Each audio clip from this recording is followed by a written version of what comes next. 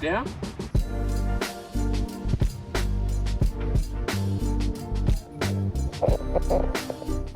Hello guys, welcome back. Oh, I got a call. Yes, hello? Hello doctor. High cholesterol. I don't know where I get that from. Okay, bye. Welcome back to With Leica Rental Cameras I can only take pictures of the Leitz-Park, otherwise I get arrested. Part 2. In part 1 I almost stole the camera, so if you missed it, please check it out. Today we finally unpack this here, we will check out 4 more cameras and we will find out what Leica has hidden in its forest. Let's start with the camera I was most interested in because I thought it was more in my budget, namely the Leica M10. And we'll also have a look at the Leica Q2 Monochrome because I thought it would be the perfect camera for my wife because she loves monochrome pictures. So let's have a look. And here is it, the Leica M10 with the ugliest strap they had in the whole store. And I was really curious what my wife thinks about the Q2 Monochrome. She's also not a big fan of 28mm either, so the 35mm crop mode turned out to be the best choice. I think from the pictures you can see very well that architectural photography is our bread and butter. Coincidentally, there were also 2 ladies here who have done a photo shoot. Let me show you how much detail there is available in the Q2 file. Feels almost like the CSI Super Zoom. I almost couldn't believe it when I saw it for the first time. Otherwise I have to say that the Q2 Monochrome is just like a normal Q2. Fun fact, you can see normal Q2 color photos on the screen of the Monochrome. Let's talk about the M10 for a moment. If you're only interested in photography with a rangefinder and technical details do not matter, then the M10 and the M11 are absolutely the same. The body also has the same thin dimensions as the film Ms. However, I immediately noticed how loud the M10 is. Let me give you an example from another video. M11, M10.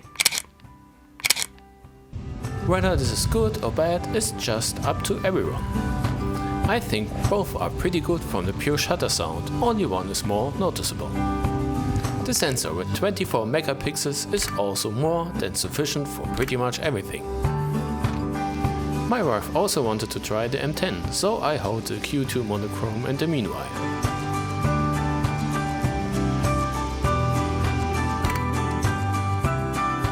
Let's talk about the Leitz-Park itself for a moment. The architecture is really beautiful, but there are these fucking cars everywhere that really ruin the overall image of the Leitz-Park. You can't photograph almost anything here without having one of those stupid cars in the picture. Okay, calm down, breathe in, breathe out. Let's move on. I think that the price increase of the M10 to the M11 is meant to be that they have really built the perfect camera with the M10 and the M11 is an update to the best camera they built.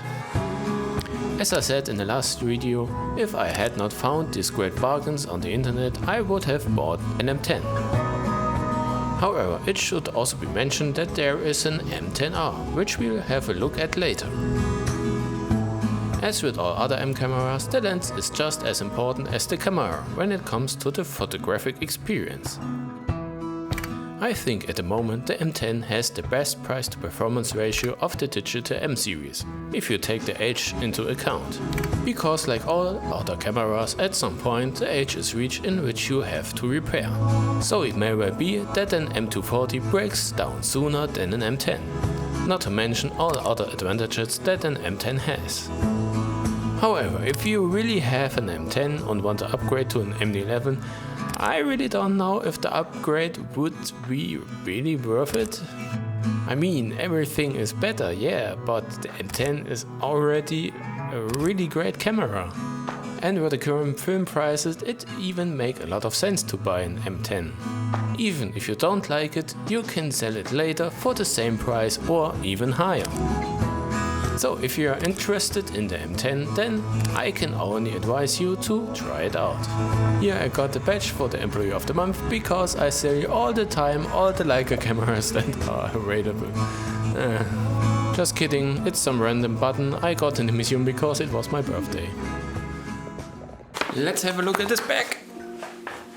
The bag itself feels really nice. It's thick paper material and an embossed Leica logo. The first thing I pull out here is number 41 of the Leica auction highlights. For the ordinary mortal, not really interesting, but there are cameras that are really unique prototypes and therefore really interesting for the connoisseur.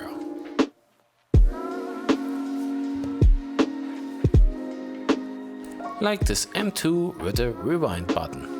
On the other side of the booklet are some photographs by photographers such as Bruce Davidson and Dennis Hopper. The revenues of the images that will be auctioned there will be donated to charity. Pretty nice. The next book is the Leica Oscar Barnack Award Companion Book. In this book, documentary journalistic photographs by photographers are awarded. Mostly it's about crisis areas and the lives of people who have to live there under harsh conditions. Leica also presents the photographs and artists in their own YouTube videos every year.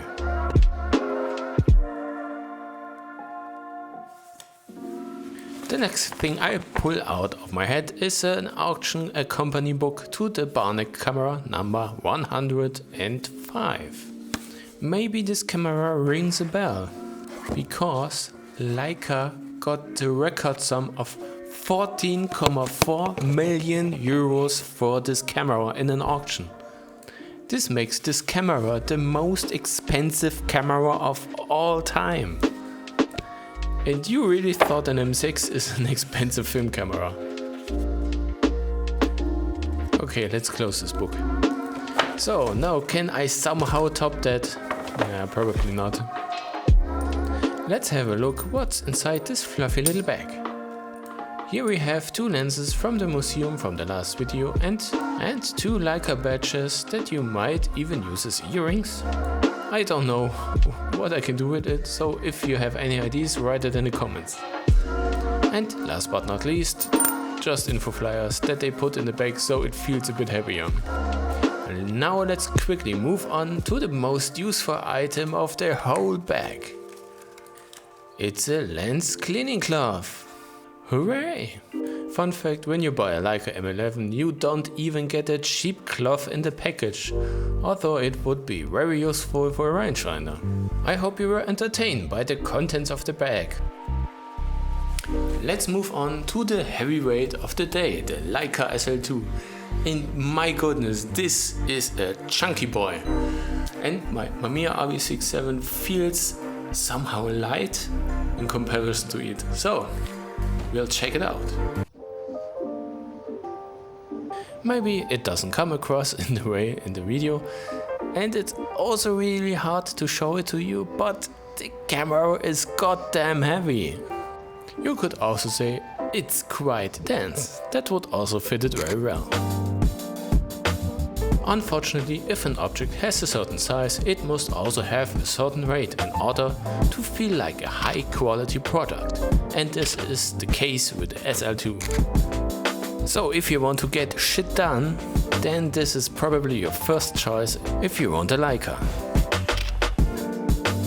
If you ask a Leica expert which camera series has the best lenses, the answer will always be the Leica SL. Simply because the L mount is much more modern and you can build much better lenses that have no weight and size restrictions. If you have ever looked for the Leica SL primes, my gosh, they are big! Oh, I have to tell you briefly where we are landed in the first place. This is the nature trail of the Leitz-Park area. Here, binoculars and rifle optics are tested. And the strange thing, for some reason, all the things here somehow have the Leica logo, even the trees.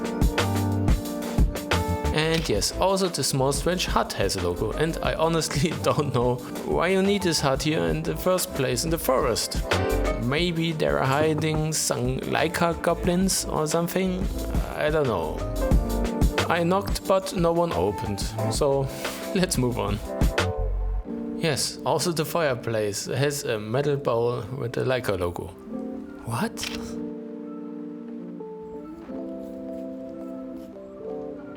All over the forest were also these long exposure star images. I think they are there to test the resolution of the optics in binoculars. Of course, you can also test the resolution of an SL2. I can also say that an SL2 and an analog M makes a great couple. The grip of an SL2 is super comfortable for my large hands. Would I personally buy an SL2?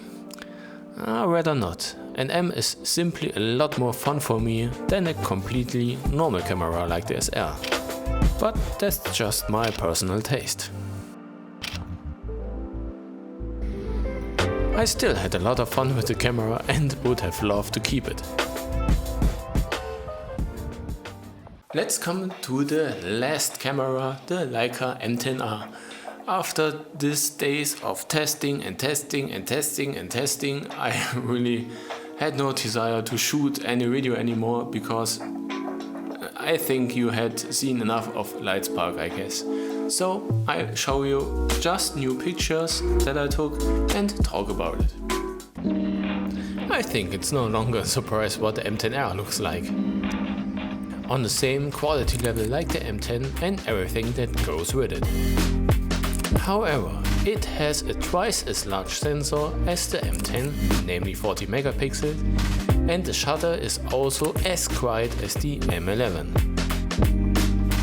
I also thought that the files from the M10R were easier to edit. The raw files looked really good, even unedited. The price was such a strange in between the M10 and the M11, so that I would personally prefer to pay the extra money to upgrade to an M11. However, if you really have an M10R, the upgrade to an M11 is even less worthwhile than with an M10. I'm glad you made it to the end. I hope I could answer one or two questions. If you have other questions, please do it in the comments down below. Otherwise, the next video will be my M11 initial review. So, be ready. I really enjoyed my birthday at the Leitz-Park and I would really love to stay longer, but this video and the memories remain. And I was really happy to share everything with you. I hope you enjoyed it too. Until the next video, guys. Bye.